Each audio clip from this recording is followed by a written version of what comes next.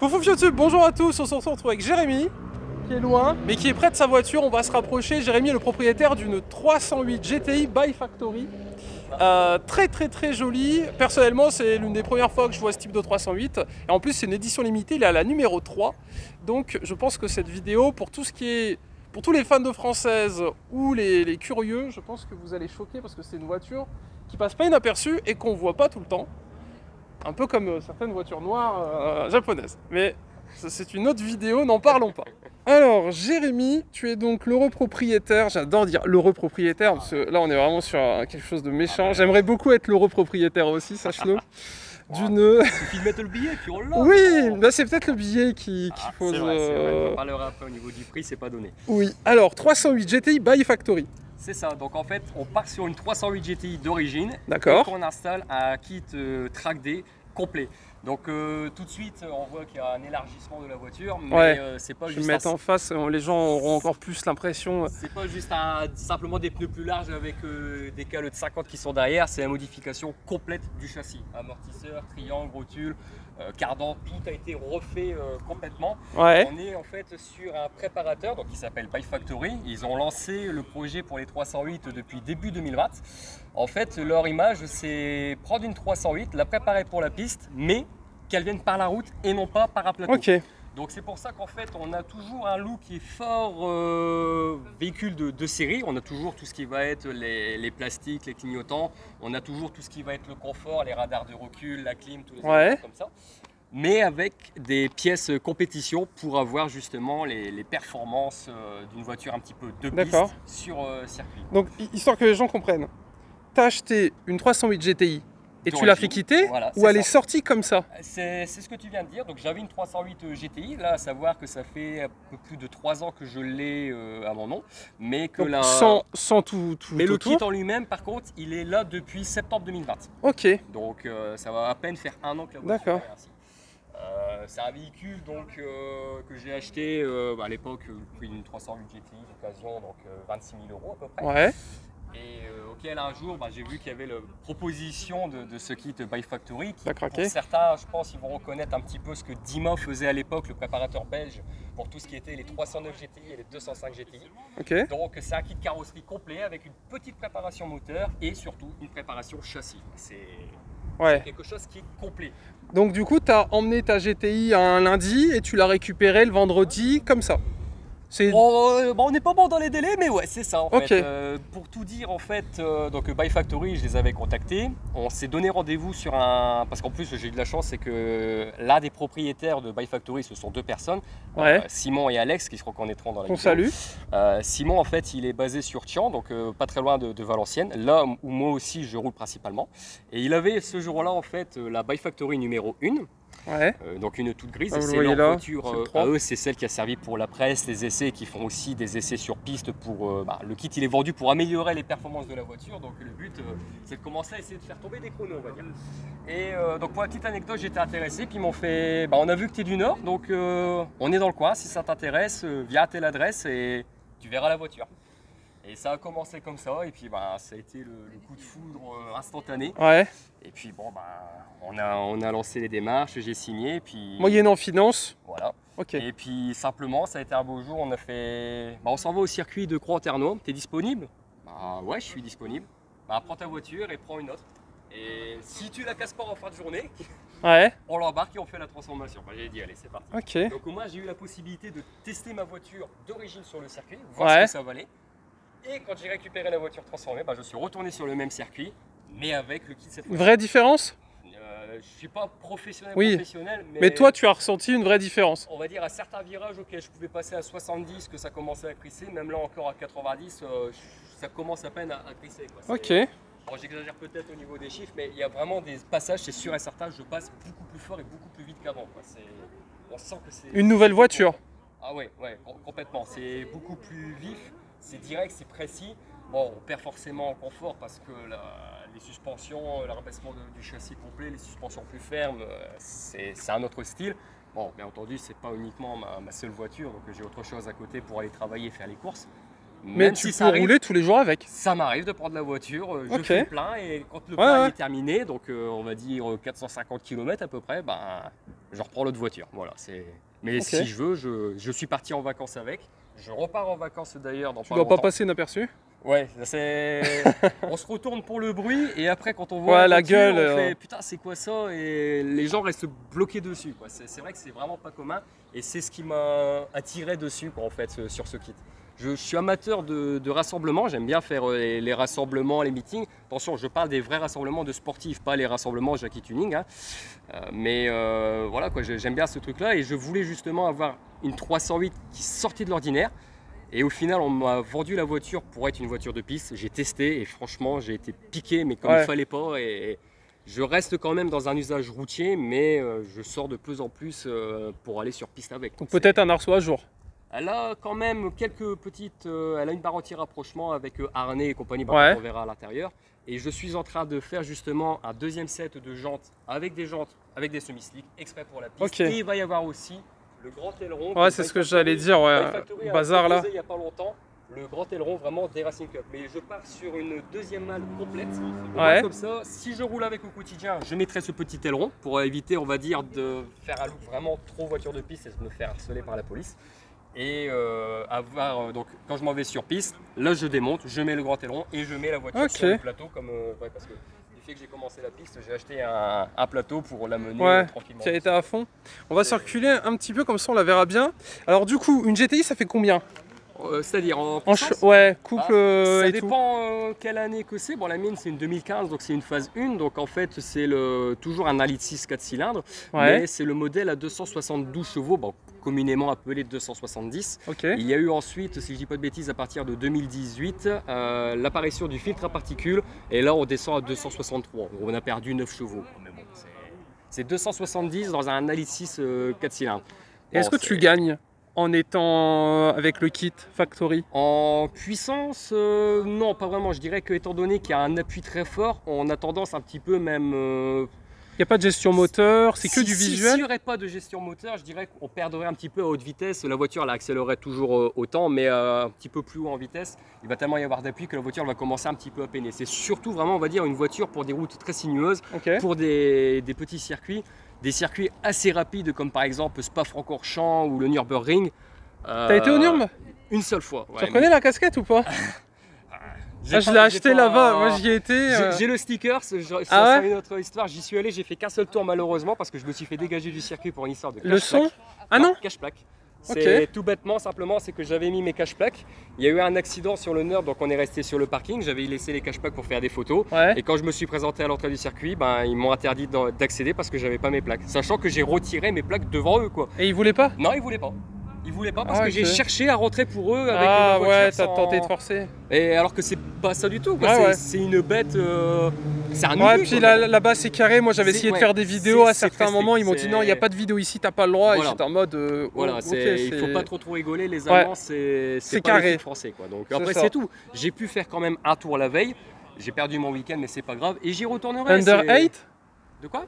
Ah, c'est prévu. Ouais, ça. Mais pour ça il faut avoir le niveau quand même. J'avouerais que s'il n'y aurait personne sur le circuit et avec un petit peu quelques tours, je ce que tu veux dire. Mais pour l'instant, c'est encore beaucoup de la découverte. Même la voiture, ça fait quand même un an que je l'ai, mais je ne l'ai peut-être pas encore exploité vraiment à fond. Je ne connais pas vraiment. Puis 20 bornes, c'est long. Hein. Retenir tous les virages, etc. Retenir tous les virages, pour moi, je retiens surtout les points les plus dangereux. Si tu retiens les points les plus dangereux, là, je peux mourir. Après, le restant, c'est même si tu cafouilles un petit peu, tu vas pas trop te planter ou alors pas grand chose, quoi. Mais les points les plus dangereux quand tu sors à certains endroits que tu es à plus de 200 km/h, faut connaître ça simplement. Je t'enverrai la vidéo que j'ai fait avec les gars. Il a un C63, il tourne en quasiment moins de 8, en 8,05 et c'est terrifiant du début à la fin. Ça va trop vite. J'ai eu l'occasion de monter avec ByFactory avec la numéro 1 au Nürburgring. Ils avaient un lièvre, en fait, quelqu'un qui connaissait le circuit comme sa poche. Ils m'en ont donné ça va vite.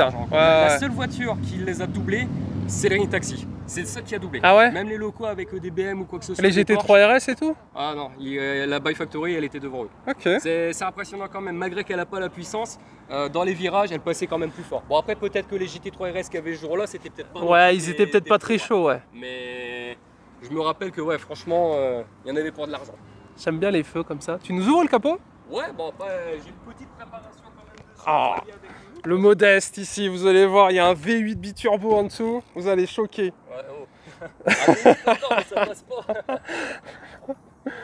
Voilà, bon, il y a juste une admission, on va dire directe, simplement, récupérateur d'huile, turbo hybride, décatop, bah, forcément pour faciliter un petit peu les écoulements de gaz et tout, parce que bon, ça a tendance très vite à monter en température.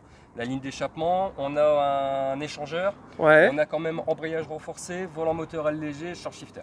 Les petites durites, etc. Ouais, c'est pour la récupération de tout ce qui est vapeur d'huile en fait. Mais là, Buy Factory n'a rien touché, ça c'est toi. Voilà, tout ça c'est moi, parce que Buy Factory, ils proposent quand même dans leur kit en option, on va dire, une petite préparation moteur qui revient ni plus ni moins à stage 1. Mais voilà, ils vont pas aller chercher trop loin, ils sont pas spécialisés là-dedans. C'est dans la carrosserie, dans le châssis, mais dans le moteur en soi. C'est quand même Buy Factory, je leur ai fourni les pièces qui m'ont monté l'embrayage. Ça, c'est eux qui ont fait. Par contre, tout un embrayage renforcé du coup. Voilà, c'est ça, parce que l'embrayage d'origine a tendance à très vite, même si la voiture reste stock, à 50 000, il est pas rare de commencer à avoir un embrayage qui patine. Donc là, il y en a beaucoup d'ailleurs qui commencent à arriver dans les 50 000 km et qui commencent à pester de voir qu'il faut changer l'embrayage. Parce que j'imagine tout est un budget. Je dirais que c'est un petit peu plus. C'est plus cher qu'une 308 déjà dans tous les cas. Mais le gros point noir vraiment sur les 308 GTI, c'est le freinage en fait simplement. Parce que la paire de disques, il fut un temps, c'était quasiment 2000 € le train avant. 2000 € dans une voiture de série pour du consommable. Ça pique. T'es en Brembo, j'ai pas fait gaffe. Non, c'est du. Oh putain, mais en plus. C'est du Peugeot Sport, qu'est-ce que c'est? Ouais, mais non, c'est de la merde. C'est de la merde. Je le dis tout de suite. Le Peugeot Sport ou. C'est du Alcon en fait. Peugeot met du Alcon dedans? C'est du Alcon. Je connais pas du tout. Des étriers, mais le problème c'est que le revêtement des pistons a tendance à se barrer et du coup, bah, ça rouille. 57 000 km, j'ai démonté mes étriers, j'en avais 2 sur les 4, donc ils étaient déjà bloqués. Ils étaient bloqués complètement. Donc je les ai envoyés en Angleterre pour les refaire faire et changer les pistons pour des pistons inox. Et en même temps, j'en ai profité, changement des disques de frein par du Tarox. Par contre, tes disques à l'avant, ils sont énormes. Alors c'est la taille d'origine, on est toujours sur du 380. Même les disques d'origine, c'est du 380 par 32. Ça doit. Sauf que moi, j'ai passé sur du Tarox pour le côté en fait d'avoir la possibilité d'acheter que la piste et garder le bol pour, on va dire, économiser un petit peu sur les futurs remplacements de disques.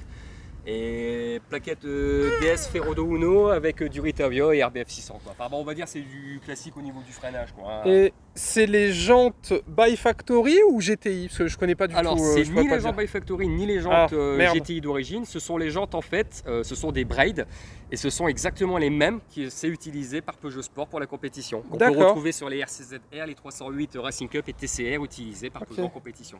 Alors du coup donc Buy Factory, c'est le petit autocollant là et après toute la suite, c'est ça? Voilà, donc Buy Factory en fait il a un forfait de base pour la voiture qui comprend en fait toute la partie carrosserie, jantes, pneus, châssis, la peinture, le montage, la marque. Ah la peinture elle est pas d'origine là? Si, la peinture elle est, enfin, quand je dis la peinture c'est la remise en peinture des nouveaux éléments. Ce sont des nouvelles pièces de carrosserie.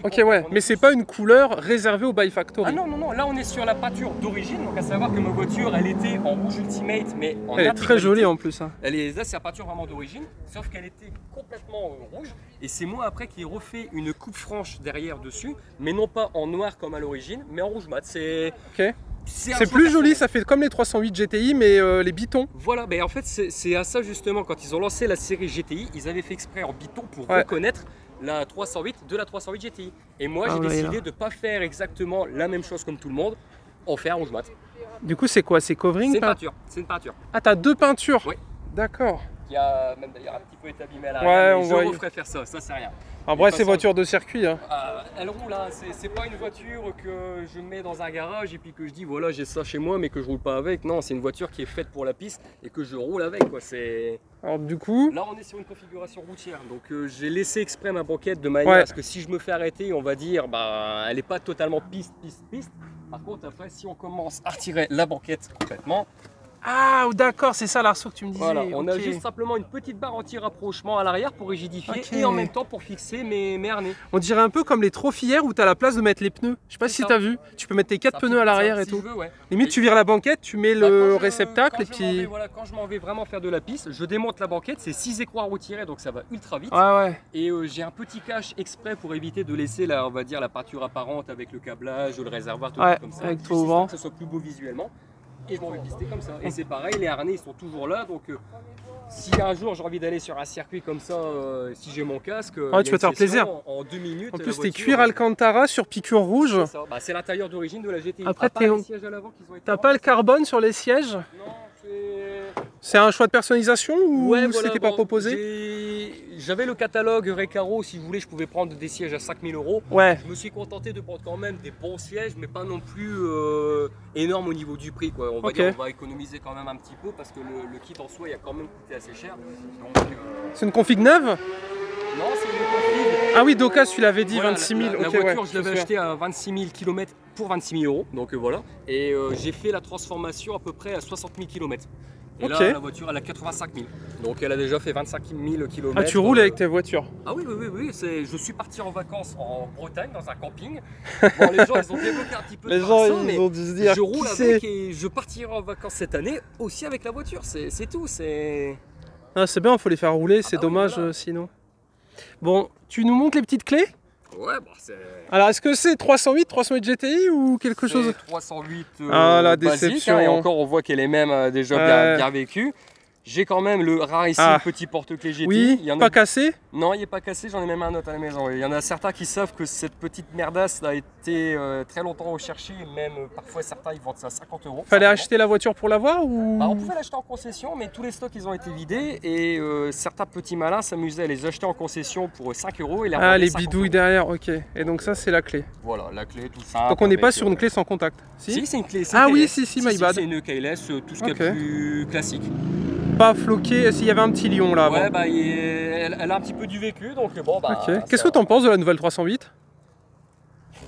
Ça manque de chevaux, simplement. Non mais la gueule, visuellement je veux dire. Je sais pas, il y a quelque chose qui me dérange un petit peu dans les proportions et la calandre. J'adore les feux par contre, les feux ils sont magnifiques. Les gens, et le retour du lion. L'arrière il est sympa, mais l'avant je sais pas, ça... le logo il me semble qu'il est un petit peu trop disproportionné comparé... il est vraiment visible, hein. Ils ont fait un truc gros, Mais bon.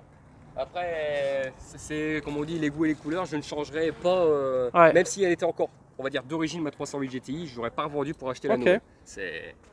Bon, je vais mettre à l'intérieur, on va vous montrer ça, je vois que tu as une boîte manu, c'est cool. C'est une boîte manuelle. En plus, ça doit être dispo en auto? Non. Ah non? Non, la GTI n'a jamais existé, enfin les 308 GTI n'ont jamais existé en boîte automatique. Si c'est une automatique, c'est une GT. D'accord. Il y a eu quand même, si je dis pas de bêtises, des versions 225 essence en boîte automatique. Bon, c'est sympathique, mais bon... Bon, je vais vous montrer l'intérieur, parce que c'est un super volant, vous allez adorer. Côté tuning. Alors, regardez-moi l'intérieur. Magnifique volant. Alors, on rappelle, parce que les gens n'ont pas entendu. C'est un volant qui a été fait en fait chez Exclusive Carbone. C'est un artisan qui travaille énormément le carbone sur Liège. En fait, simplement, j'ai donné un deuxième volant d'origine. Je l'ai donné, histoire de ne pas immobiliser. Il te l'a refait? Et lui s'est procuré le kit et selon mes caractéristiques, dans le sens que si je veux, je peux faire un petit peu plus épaissi pour une meilleure prise en main. Je pouvais le laisser en cuir, mais moi j'ai choisi Alcantara. Je peux choisir aussi la couleur des surpiqûres. Si je voulais, je pouvais faire aussi les éléments tout autour en carbone. C'est vraiment. Et t'as l'airbag. Voilà. L'airbag qui est toujours présent. Et c'est un volant du coup qui permet de récupérer les informations moteurs. Donc on peut récupérer la température d'eau, le contour, on peut récupérer aussi tout ce qui va être pression turbo. Il y a un chronomètre intégré. Il y a même un chronomètre pour le 0 à 100 par exemple. Donc dès que la voiture elle va commencer à bouger, il s'allume tout seul et il s'arrête à 100 km/h. Mais c'est pas un mode de launch control? Non. Il n'y a pas vraiment de launch control dessus. Toi tu as la numéro 3 sur 100. Voilà. Tu sais si elles sont toutes vendues? Alors on a un peu de carbone. La quatrième est en cours, elle est à l'atelier, et la cinquième normalement devrait commencer à être faite à partir de septembre. Alors les 100, est-ce qu'elles vont être vendues? Je l'espère pour eux, mais malheureusement je pense pas, étant donné que la production des 308 GTI s'est arrêtée. Je pense qu'il y a beaucoup de personnes qui sont en attente de se dire qu'est-ce que ça vaut réellement la 308 GTI by Factory. Donc en fait je veux dire que je suis un peu un testeur. Je roule avec la voiture, je la montre, je vais essayer de faire des temps par la suite quand j'aurai un meilleur niveau. Pour dire, on la filme. C'est... Ça fera peut-être encore plus de ventes. J'espère leur envoyer un petit peu quelques clients, quoi. Mais la numéro 4, en tout cas, ça sera une pistarde pure et dure. C'est vraiment un client qui est venu, il n'y avait pas de 308 GTI, il m'a fait trouvez-moi une 308 GTI, mettez-moi le kit complet et go, quoi, ça sera pour faire de la piste. Let's go pour la guerre. Sauter et compagnie, quoi. On peut l'allumer pour voir le volant là, comme ça. Comment tu l'allumes? Tu appuies ton pied sur l'embrayage. Ah, embrayage. Et puis start. You start? Start à côté du mode vitesse. Je veux voir. Ah ouais, t'as un petit... Alors bon, désolé, ça clignote un peu. C'est normal, c'est la fréquence. Ouais, je rappuie? Bah vas-y. Oh là là. Ah, c'est super joli. Je sais pas si c'est monté, c'est redescendu. Ouais, c'est parce que ça c'est au début, c'est l'initialisation. Ouais. Et après les LED vont s'allumer selon le régime moteur. Okay. Alors moi pour ma part, j'ai commencé à faire que la première LED va s'allumer à 3000 tours. Ouais. Et toutes les LED seront allumées et elles vont clignoter quand on est à 6500, quand on est quasiment à interrupteur. Ah, elle prend 2 fois moins de tours que l'autre. Ah bah c'est une française hein, donc Ah, et puis l'autre c'est un V6, là c'était un 4 cylindres. C'est un 6 cylindres en ligne, l'autre. Ah ouais, 6 cylindres, ouais. Le V6 c'est pour les R35. 6 cylindres en ligne, c'est comme les BMW. C'est ça. Mais c'est un moteur japonais. Ouais, bon, c'est sur autre chose. Les moteurs japonais, ça prend 9000 tours. Ok. Compteur 250, ouais. Ça se fait? Ça a été fait. Ça a été fait. Quand j'ai eu l'occasion d'aller en Allemagne, elle n'avait pas encore le kit. Elle est montée à 254, four 2.6, vraiment au rupteur, à 6750 tours en 6ème, 254. Okay. Ça va pas plus haut, ça peut pas prendre plus. Ouais, déjà 250, c'est violent quand même. Ouais, on sent quand même que, quand elle est d'origine en tout cas, ça tire bien la route, mais passer 200, ça commence à bouger, ça tremble un petit peu. Ouais. Le ralentir à ça par rapport au ouais, c'est ce que je faire de temps en temps des petits coups de gaz. Tu peux nous faire montrer les petits modes? Bon alors ça clignote une fois sur deux, mais là par exemple on a la température d'eau avec la tension batterie. Là on a la charge moteur avec la pression turbo. Ça c'est trop bien. Ça normalement ça peut être aussi un timer pour les temps de quand tu fais un circuit. Donc en fait tu paramètres. Au-dessus c'est même la consommation instantanée, mais je crois que ça 7 litres. Non, je pense pas, c'est pas du 7 litres au 100, je pense pas. Non, parce que là, quand on roule, non, on verra pas dessus, mais même en roulant, je vais dire à 10 litres au 100 au compteur de la voiture, là je suis affiché à 40. Donc ça, je pense pas que ça doit être des litres au 100, c'est peut-être une consommation au kilomètre ou je sais pas quoi, mais... Donc là, après, on revient dessus, puis après, on a tous les menus, si on veut, le paramétrage. Ah, t'as les boutons intégrés, d'accord. Ouais. T'en es content? Ouais, franchement, ouais. C'est un gadget, tu l'utilises vraiment? Bah, je m'en suis servi par exemple pour le côté 0 à 100. Donc c'est vraiment, on peut paramétrer le 0 à 100 ou même à 100, 150 ou un 0 200 si on veut, on peut faire ce qu'on veut. Et ça permet de faire en automatique, quoi. Ça permet de mesurer les performances de sa voiture sans devoir essayer de filmer avec un téléphone ou une caméra. Voilà quoi, on le lance et puis c'est tout quoi. Ok, on peut bien se concentrer sur le launch control si on veut quoi. Bah écoutez, je vais derrière, on étend un petit peu le son, en plus ça le glougloute, j'aime bien les voitures quand ça glougloute, et puis on va faire un petit tour. Vas-y! Vous avez pas vu, il y a double sortie.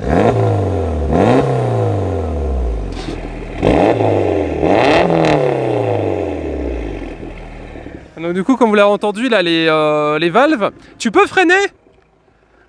Et là, il a le pit stop ici, comme sur un circuit.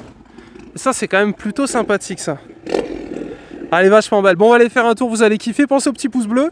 Et n'hésitez pas à le rejoindre sur son petit Instagram 308 GTI RC 003. On va aller rouler un petit peu. En plus, il fait beau, donc ça fait plaisir, on en profite. Et écoutez, les tournages voitures reprennent. Nous revoilà. Bah, il fait toujours aussi chaud. Putain, j'ai vu 32 degrés, j'ai cru que j'allais mourir. Sur ton ordinateur de bord, là... Pour ceux qui pensent que dans le nord il fait jamais beau, bah vous êtes jamais venus. Il fait beau. Ouais, il fait très chaud. Ah. C'est un peu plus calme on va dire. Oui. Bon, c'est relatif. Oh, c'est une petite corvette ça. Ouais. Orange et tout, très sympa. Je crois qu'on va être peut-être en vente d'ailleurs, je crois que je connais propriétaire, il a dit qu'il voulait peut-être essayer de la vendre. Enfin bon, peu importe. Cherchez sur le bon coin. Pas tout de suite je pense. Alors du coup on était en train de discuter en offline, du coup histoire de récapituler, donc Factory n'est pas rattaché à Peugeot mais travaille avec. Voilà c'est ça, le kit a été designé par ByFactory, mais il y a eu quand même un accès aux pièces Peugeot Sport ainsi que des techniciens de Peugeot Sport qui ont travaillé sur le kit au niveau du design et de tout ce qui est un petit peu aérodynamisme. Donc voilà, il y a... À la base, ByFactory voulait proposer le kit à la sortie d'usine, en option en fait. C'est d'acheter une 308 GTI et tout de suite il a quitté. Mais bon, là ça n'a pas été fait parce que simplement Peugeot était plus dans l'optique de, comment dire, le thermique, ils étaient des transitions électriques, les SUV pareil, c'était un peu mieux, les 308 se vendaient pas si bien que ça, donc ça a été abandonné, mais il y a quand même eu un accord. C'est connu chez Peugeot. Voilà. Ok. Très bien. Alors, je vois, tu as beaucoup de voitures, mais si tu devais en acheter encore une avec un budget illimité, ça serait quoi? C'est laquelle qui te fait encore rêver? Parce que tu as quand même pas mal de bagnoles maintenant. Je pense que ça serait une américaine et soit mon cœur me dit une vieille Corvette Stingray années 68. Ouais. Ou alors, pour rester un petit peu dans le classique, une Viper. Ok. V10 aussi, c'est... Et quelle version? Oh, j'adore quand ça claque derrière, là, c'est incroyable. Ceux des Viper, il y en a plein. Tant qu'il y aurait déjà le V10 simplement. Ouais. Bah, peut-être pas non plus les premières parce qu'elles sont réputées pour être des cercueils. Mais ouais, c'est encore un cran au-dessus du Mustang, je trouve, au niveau de la brutalité, de la sonorité, c'est autre chose. T'as un pote à Pog qui en a des Viper sous la CR. Ouais. Quand j'avais été au brûleur de gomme de 2019, la 3e édition, j'ai pavé devant tu m'étonnes, et lui il en a des dizaines, ouais. C'est incroyable. C'était une ACR qu'il avait et franchement la bleue là, elle était magnifique. Ok, Viper, c'est quoi qui bloque? Le tarif? J'ai déjà cette voiture comme ça. Ouais, c'est vrai, t'en as 5. C'est 2 voitures sportives, pour moi c'est 2 voitures qui ne servent pas d'utilité contrairement aux autres. Ouais. Donc une 3e niveau assurance ou quoi, c'est... Ouais. Puis t'as que demain. J'adore le bruit que ça fait quand tu passes les rapports, c'est incroyable. Je suis très fan de sonorité. Un petit peu.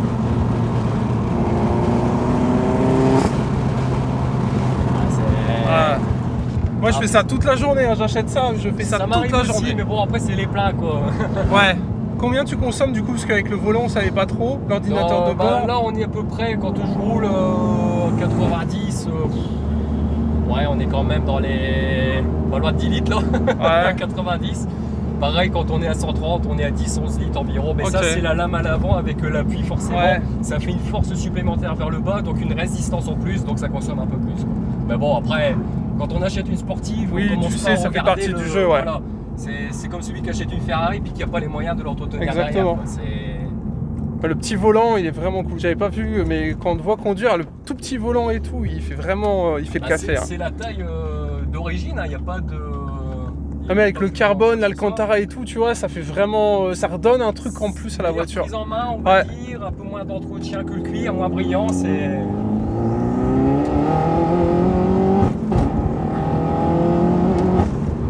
Marche bien quand même le 4 cylindres, hein.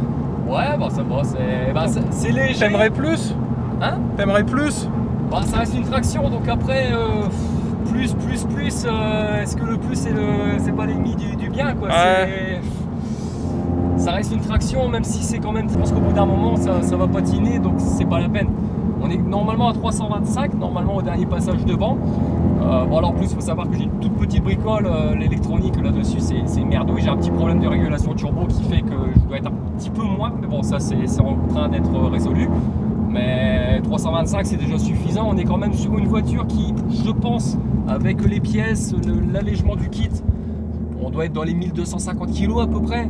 Donc contrairement on va dire à la concurrence, les Golf GTI, les Mégane ou quoi que ce soit, c'est l'une des plus légères de la gamme, donc ça a du répondant. Ok. Eh bien écoutez YouTube, moi j'espère que cette vidéo vous a plu. Moi j'ai beaucoup apprécié cette vidéo parce que déjà c'est une voiture qu'on voit pas souvent et je kiffe. Ouais, non mais les GTI j'adore ça. Et là avec ton kit et tout, elle est vraiment super belle. J'en avais déjà vu une sur Insta, mais je crois qu'elle s'est plantée. La numéro 2 malheureusement, oui, BPS 308, dédicace d'ailleurs à toi si tu vois cette vidéo. Ouais. Je pense fort à toi copain. Qui a fait malheureusement un petit aquaplaning en roulant normal. Il était à 120 km/h, mais malheureusement avec des pneus très larges et des pneus qui sont pas forcément parfois routiers, hein, des semi-slick ou des trucs comme ça. Bah, c'est que ça glisse, donc il nous a fait un petit aquaplaning. Bon, il n'a rien, lui, ça va, il n'y a pas de problème. La voiture, elle est détruite, je crois, non? Elle n'est pas détruite mécaniquement, en fait, elle n'a pas eu grand-chose. C'est principalement tout ce qui a été de la carrosserie, vraiment. Ouais. Mais le problème, c'est qu'avec l'assurance, bah, voiture modifiée, voiture préparée, les assurances, la plupart du temps, ouais. Ils n'aiment pas trop. Je suis dans le même cas que lui, donc je roule en connaissance de cause. Je sais très bien que si malheureusement j'ai un accident, responsable ou non, tout est pour ma pomme, tant pis, j'assume parfaitement les conséquences. Mais voilà, quoi, on joue, on perd parfois et il n'y a pas eu de bol. Mais bon, ça sera refait, quand je ne sais pas, mais il va refaire sa voiture, c'est sûr et certain. Ok, ça marche. Bon, du coup, on lui dédicace la fin de cette vidéo. Voilà. Ah bah, si jamais tu regardes cette vidéo, j'espère que tu récupéreras rapidement ta voiture. Et que pour ceux qui ont eu des soucis, que voilà. voilà, faites attention. Roulez pas avec des voitures trop modifiées, ça fait chier après de l'assurance. Ouais, ouais, surtout que là on a peut-être une semaine de beau temps, donc tout le monde va sortir, Oh donc oui. doucement cette semaine. Doucement les rassos, les meetings. Ouais, bah en plus il y en a quasiment jamais, donc le peu qu'il y en a, ouais, faudrait que ça se passe bien. Ouais, voilà. Ça serait dommage sinon. Bon, YouTube on cesse là-dessus. Bisous à tous, pouce bleu, abonnance. Et puis écoutez, à très bientôt en rasso pour d'autres petites vidéos. Salut Jérémy. Je me suis souvenu de ton prénom, t'as vu? C'est bien. 3 fois il me l'a demandé. Tu t'appelles comment déjà? Bisous YouTube, tchou.